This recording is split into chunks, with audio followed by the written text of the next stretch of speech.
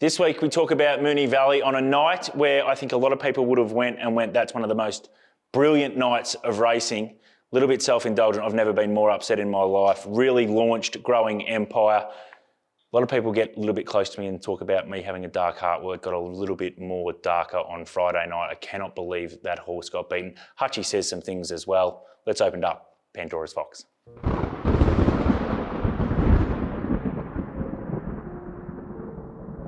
Hello and welcome to Pandora's Fox. My name's Julian Valence, joined on the couch by racing.com analyst Clint Hutchison. How are you, Hush? You got through the grand final, my friend? I did. It was a great weekend. Really loved the footy. I mean, it was a blowout, but Yes. it wasn't a bad result as a consequence. And Friday night's racing was amazing. So it was a big weekend. I'm recovering. Friday night racing was amazing. For the layman that if they went to Friday night, they would have loved it. What we saw with Pride of Jenny and obviously Mr. Brightside and then the Manicato. I have never been more despondent walking out of a racetrack. A lot of people that get close to me, Hutch, are in an unfortunate position to tell me that I've got a very, very dark heart. Oh. It became black Friday night. Darth Vader areas. No, it was... you know when you kick a rock and then you keep kicking the rock down the street, and then you end up kicking the rock into the Maribyrnong River. I don't know if you do this too often. And then you wish you were that rock as it falls down and slowly goes into the bottom of the sedentary sort of river. Anyway, that's where we were Friday night after growing empire. So I didn't expect that coming in here after a great weekend. It was black, dark. Anyway, track intel.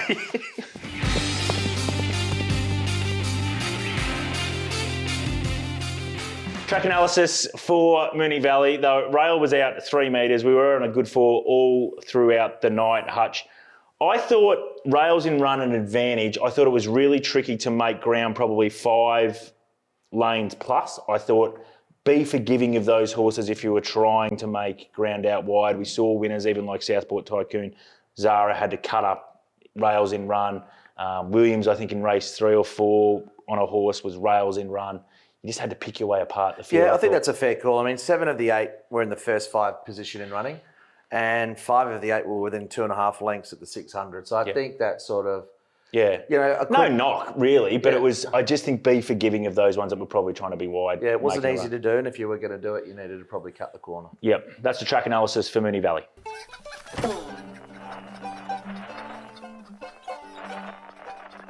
All right, Hen House from Friday night, Hutch. There's a few here because I thought it was a ripping night racing. We're going to start in race 1. I've got this race going really well. Stolly Bolly wins the race. It goes 1 and 1.15 seconds inside standard time. Last 400, 224, 15, 12, 14, which is not too bad compared to the rest of the day. I think they went really fast, and I think Stolly Bolly wins the race because he was hard fit, or she was hard. It was hard fit. I thought the second horse, even though it was hard in the market and the punters are probably going to be like, I've done my dough on it, I thought it was enormous. Yeah, it was my best of the weekend, Gallant Son. So it didn't kick off the weekend all that starting well. terrible. And you know what? It ran enormous, like you said. Tracked the speed, just felt the pinch laid off a very hot tempo.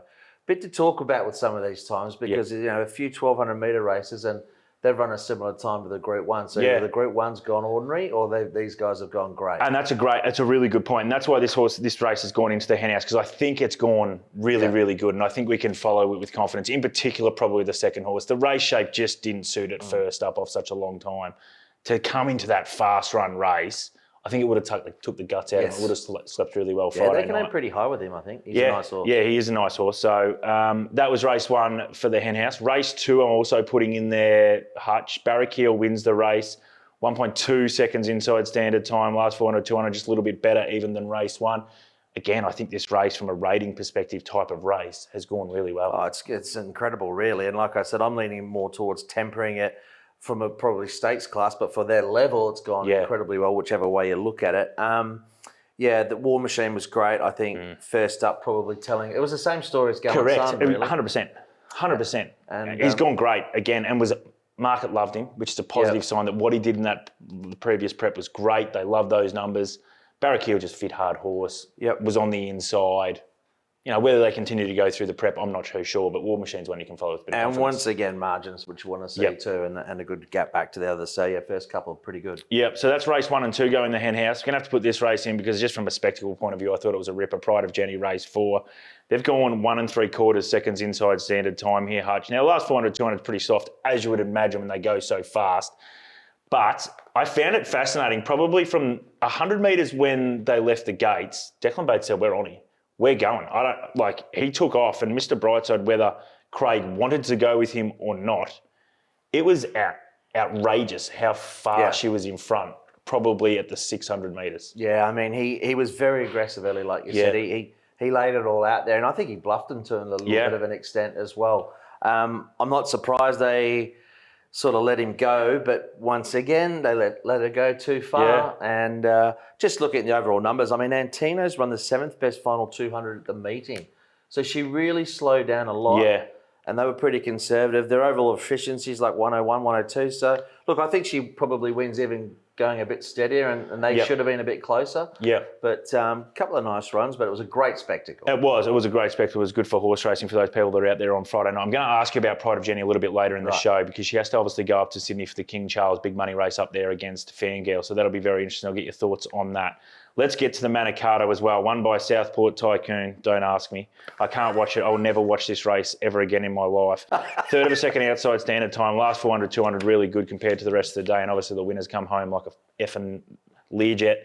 Well done. It did. Best final 200 at the meeting off a reasonably good speed as well. Yeah. No Great doubt. ride. Rode it for luck. Somehow found the brakes when you do no work, and you can get there. Like a lot of talking points out of the race, but I've got big concerns about this race. Yeah, it didn't go enormous on the ratings, did it? Like, it was no. You go, well, these horses, are they going to be, I wish I went, everyone's going, well, Moonee Valley's not his track and blah, blah, blah, but the number's not massive there, is the it? number's not massive, and just the way that I did the form, the winner was 34.88, final 600 and 100%, so it's actually been rated perfectly by Zara and soft on the line. I don't know, Southport Tycoon may be a bit better than we think. Some disappointing runs in the race, though. Like, there's a lot of... Well, Estriella, I think, for me, not a betting proposition now. I mean, I thought she was really solid in a 1,000-metre Manicato. We'd never seen her at 1,000 metres.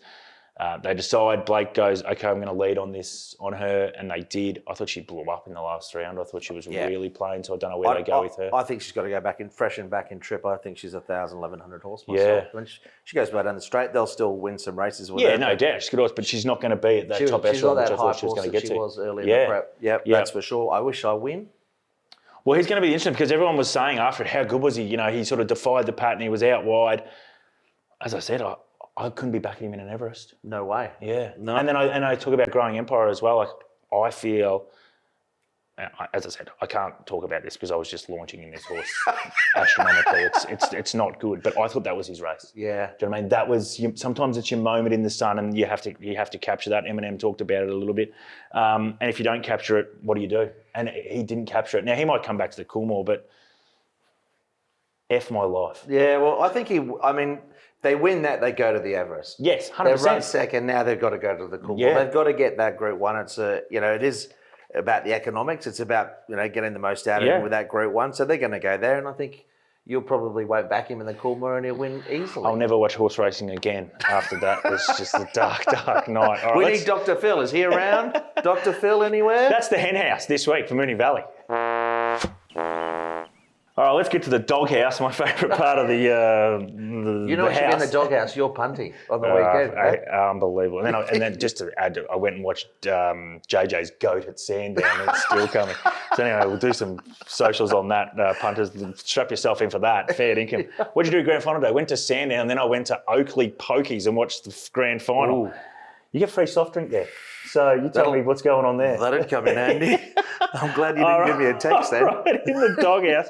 I just thought trying to make ground out wide at Moonee Valley. So I just think we can be forgiving of those horses that were trying to do that. I think maybe just bonus them a little bit if there's some horses that you think, maybe they were a little bit plain if they were in that ground. I thought it was really difficult. On a night where it was hard to put a race into the doghouse, you've found maybe the stock stakes outside of the winner. Yep. But other than that, you thought it was a bit plain? Well, they didn't go much of a gallop in the stock stakes. Al Safina obviously ended up winning. Nice little run in behind. They went slow, didn't they? Really slow. Overall race hasn't rated that well. I think they probably, Grinzinger probably needed to go quicker to see the best out of her. Yeah. Al Safina, I just needed to see a bit more than that. I mean, she might be one that can go on with it, but a few of the others, no thanks. Well, like Jenny Lala, which I was really keen on, was really plain, like first one beaten on a really slow tempo. So there is, I think you're right. I think you take the winner and you see maybe where she ends up. the rest are in big trouble. It was head and shoulders. She was head and shoulders above the others. I mean, sectionally, she was great off that speed, and that was only a second run back. I'm sort of dirty. I didn't stick with her actually because she did run really well at Flemington on that bias track where it was hard to make up ground with the wind. It wasn't just the track; it was the conditions of the day. So, another learning. Well, we learn, but we won't remember to learn, and we'll forget about it when it happens again. Anyway, that's the doghouse, punters. Hits and misses here, Hutch. We don't have many, just for the fact that I think when the market sort of went up, they were pretty stable, I thought, from Wednesday to Friday. So race 2, War Machine was a big go, $3.40 into $2.45, misses at run second. But first up for that market push, I think it's trusting what it did last prep. I think we can be with it wherever it goes next start. Yeah, I mean, like you, I was with War Machine, and he had his chance. He just was second best, but he'll be hard to beat wherever they go. Yeah, and the other one was, I don't know why I put these two in, to be honest. They're the two that I back. So Growing Empire, $5 into $3.70, absolutely monster go. And it runs second as well, so it's another miss. That's the hits and misses, punters. In the Fox's Den here, Hutch, we've got a few. Now, I've sort of chopped and changed here, but you want to start us off with the horse that got beaten in the first. It went really well, Gallard Sun. Yeah, it's just a good run for the points that we've already made. I think, only second career start, first up, chased the hot speed. I was really confident the market got around it as well, and it was a good run in the race in terms of positioning, but just set up nicely for the winner. But he'll be, I'll be happy to take the winner on again with that run under the belt somewhere else. Yep. Yeah. I've gone with War Machine, which you've spoken about. I thought he was really good first up off a long break. Market wanted to bear with him. He's a really good horse. He's going to make group level, I think, War Machine. Let's back him next start. In the same race, I'm going with She Light. I know people will be like, that thing, it's a bit of a gunner, and I know that, but I just love the race and how good it's gone. It just had not much luck. I know we might be sort of think you can clutching at straws. Drop the L. Yeah. Hey? She Light. Yeah, correct. And it's one that misses the start and does a lot of things wrong. I just think if we can get a price about it, I'd hate to miss it if it came into a good race, just got the luck at Flemington or something like that. Yeah, just be careful of it if you can get a price about it in a really hot race. I want to be with it. I don't want to be at the pointy end of the market with it, but you can get a price about it. You want to go with the Tassie horse? You thought it was pretty good? Yeah, the race hasn't gone anything super special, but GG's Mistruth, the jury was out for a little bit for me on that first up run here in Victoria because I thought she found the right part of the track and had a gun run. So I was like, well, can I trust that? I think she probably should have won on Friday night had she.